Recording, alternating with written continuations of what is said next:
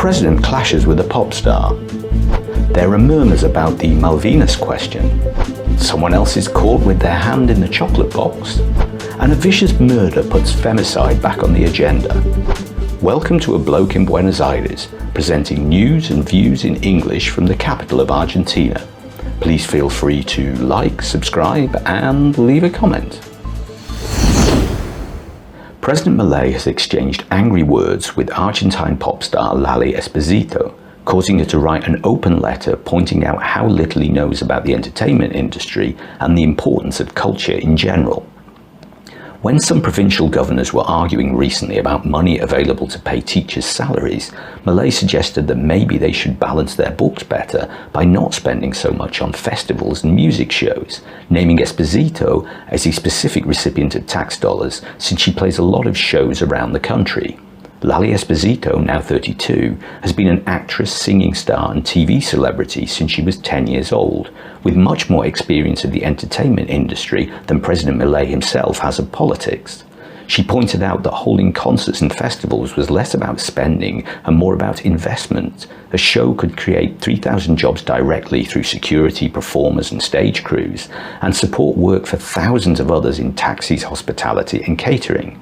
Shows could bring in tourism and raise the national and international profile of the region.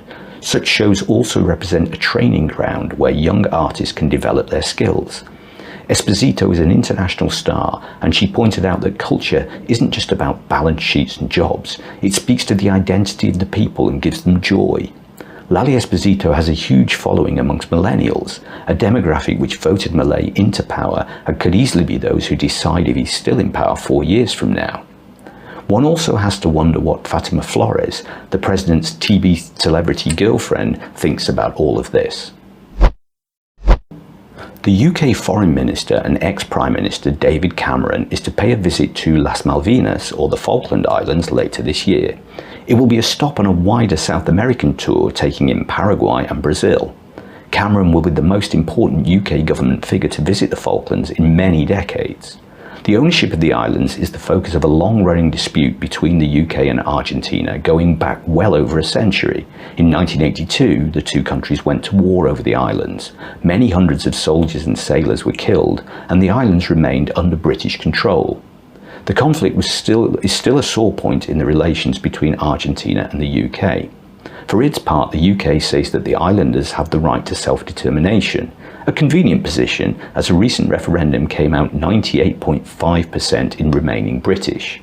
Argentina insists that the Malvinas Islands were stolen from Argentina and that the current population are occupiers. The issue of ownership of the Malvinas Falklands doesn't really come up in Argentina except around the anniversary of the war, or when an unpopular government wants to use them as some kind of nationalistic rallying point. Inevitably, during last year's election campaign, President Milei was asked where he stood on the issue of sovereignty of the islands. He was rather evasive, but when pushed, said that a diplomatic solution would be the eventual way forward. Milei then caused a further stir by meeting with Cameron during the Davos conference last month. The issue of the islands was mentioned, but the meeting was primarily about business relations. One has to think that Milei sees the future of the Malvinas as a long way down his list of priorities, but it remains something for the opposition to try to score some points against him with. Last year, right in the middle of the election campaign, the electorate were reminded of the levels of corruption endemic in the system in Argentina. A man called Julio Chocolate Rigao was caught cashing the debit cards of 48 Buenos Aires province employees.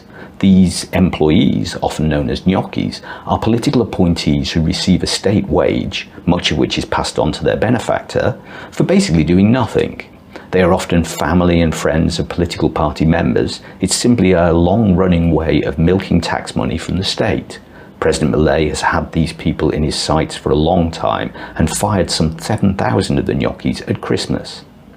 Now, at the beginning of this year, Bapro bank security cameras have exposed 2 new suspects in La Plata using 39 debit cards belonging to employees of the Buenos Aires Province Senate to make early morning withdrawals of 30 million pesos. This time suspicion focuses on a different political party, but at least one of the names on the debit cards is shared with the earlier chocolate scandal. Last week, a 33-year-old mother of four was stabbed to death by her partner during a domestic violence incident at their home in Berazategui, Buenos Aires province. The man stabbed his partner 24 times and then handed himself into the police. Neighbours said the man had a history of violence against both his partner and other family members, but had never been reported to the police. The man has been detained and what apparently is the murder weapon has been found. The incident has again raised the theme of femicide in Argentina. Last year, 322 women and girls were murdered in gender-related killings, almost one a day. Most were killed at home or at work, or at homes they shared with the perpetrator, and the vast majority had a pre-existing relationship between the perpetrator and the victim. Every news report has some kind of bias, and it's often frustratingly difficult to get a balanced view. Ground News is a website and app that gathers all the world's media in one place so you can compare coverage. Ground News lets you see the story behind the story using data-driven analysis that looks at things like political bias, reliability, and ownership of news outlets.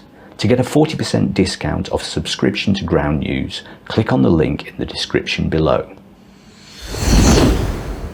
Thanks for watching this video. I hope you liked it. If you did, please give it a like and subscribe to see more similar content. And if you want to support the channel, you can buy me a coffee in the link below. And until next time, que tengas un buen día.